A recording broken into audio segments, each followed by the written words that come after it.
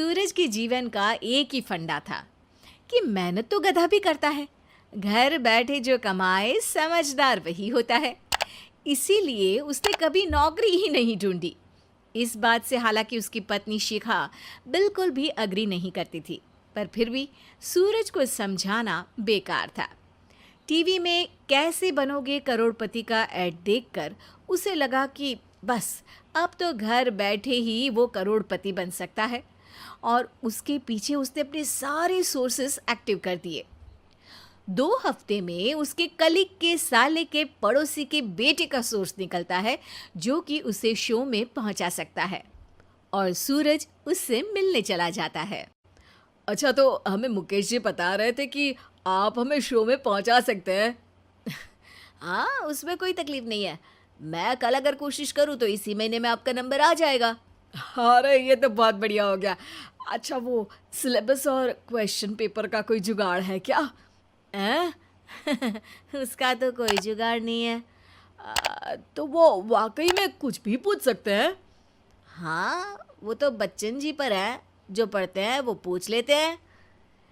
पहली कोशिश फेल होने पर अब सूरज के सामने एक बहुत बड़ा सवाल था कि आखिर जवाब कहाँ से लाए। तब शिखा ने एक सजेशन दिया, क्यों ना सूरज अपने चचेरे भाई सुमित से मदद मांगे, जो कि यूपीएससी की तैयारी कर रहा था। हालांकि इतनी मेहनत करना सूरज को समझ में नहीं आता था, पर कोई और रास्ता ना मिलने पर वो आखिर सुमित से बात करता है। अरे सुमित, हमारा कैसे बनोगे करोड़पति के लिए सिलेक्शन होने वाला है। तुम हमें थोड़े चिट बनाने में मदद करोगे क्या? अरे भैया, चिट बनाए तो सालों हो गए, उसमें हमारा एक्सपर्टीज नहीं है, बल्कि आप बोलो तो हम आपकी पढ़ने में ज़रूर मदद कर सकते हैं। हट, कैसी अनाप शराब बातें कर रहा है तू। सूरज ने सुमित को मना तो कर दिया था, पर तैयारी करने के सिवाय कोई चारा उसे दिख भी नहीं रहा था, खासकर जब 12 के पेपर लीक करने के एक्सपर्ट शुक्ला जो भी हाथ जोड़ लेते हैं। आखिर सूरज को सुमित के पास जाना ही पड़ा, और उसने सुमित और शिखा से वादा किया कि वो बहुत मेहनत करेगा। 1 महीने की तैयारी के बाद फाइनल हुआ कि शो से 1 हफ्ते पहले एक ट्रायल खेला जाएगा, जहां पर सारे रिश्तेदार ऑडियंस की जगह पर होंगे और शिखा सवाल पूछेगी। दूर दराज से भी रिश्तेदार आकर हाजिर हो गए देखने कि आखिर कैसे बनेगा सुमित करोड़पति।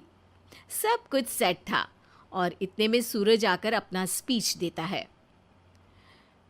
ये 1 महीना मेरे लिए आसान नहीं था, पर अपने भाई सुमित और अपनी पत्नी शिखा की मदद से मैं इतनी दूर पहुंच पाया हूँ। मेरे मम्मी पापा के आशीर्वाद ने भी बहुत साथ दिया है मेरा। मैं उम्मीद करता हूँ कि आज के शो में आप लोगों को बहुत मज़ा आएगा। साक्षी पहला सवाल पूछती है और पूरे कमरे में सन्नाटा छा जाता है। इंडिया में कितने स्टेट्स हैं? 3, सॉलिड, लिक्विड और गैस। अरे रुकिए, तो ऑप्शंस तो देने दीजिए। इतने में 5वीं कक्षा का चिंटू बोल उठता है। अरे क्या मामा, आप तो पहले सवाल पर ही आउट हो गए। अरे बेटा, पहला सवाल तो ट्रायल होता है ना। अरे तुम अब देखना। देखने जैसी बात तो थी ही। सूरज को इतना शांत किसी ने नहीं देखा था। कभी कभी तो लगता था मानो सूरज आंख खोलकर ही सो गया हो। मामा जल्दी करो प्लीज, कल सुबह पनवेल भी तो निकलना है। अरे हट, कंसंट्रेट करने दे मुझे। 3 सवाल में 3 लाइफलाइन खत्म हो चुकी थी, और अब चौथे सवाल पर भी सूरज का मौन नहीं टूटा। पर सूरज अभी भी हार मानने को तैयार नहीं था।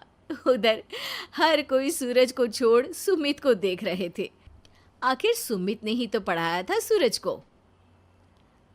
गजब बेइज्जती है यार। अरे बेटा, तो बाप का, दादा का, भाई का, सबका नाम बुड़वाएगा। अरे 3 लाइफलाइन ले ली तो भी तेरा कुछ नहीं होना है। अरे कोई इतनी बात करता है क्या शो पर? अरे बेटा, शो पर तेरे जैसे भी तो नहीं आते ना। सूरज की ये जंग आखिर 1 घंटे बाद 5वें सवाल पर खत्म हो गई, जब उसने इंडिया के नेशनल बर्ड का नाम कहा, कौवा। अरे बेटा, मज़ा तो बहुत आया, बस थोड़ा टाइम पर ख़त्म होता तो आनंद भी आ जाता। ताने बारिश की बूंदों की तरह बरस रहे थे और सूरज को भी समझ आ रहा था कि ये करोड़पति बनना शायद उसके बस के बाहर की बात है।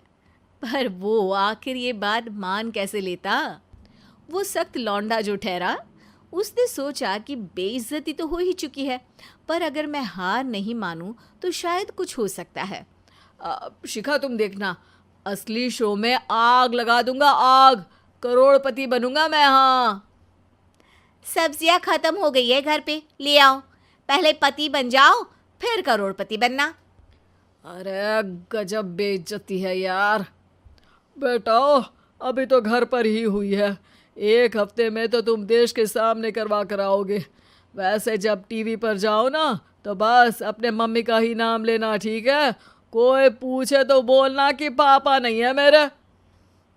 अरे पढ़ाई की, पेपर निकलवाए, इतने सारे लोगों को खाना खिलवाया, क्या फ़र्क पड़ा? इसीलिए मैं कहता हूँ कि मेहनत तो गधा भी करता है, घर बैठे जो कमाए वही सिकंदर।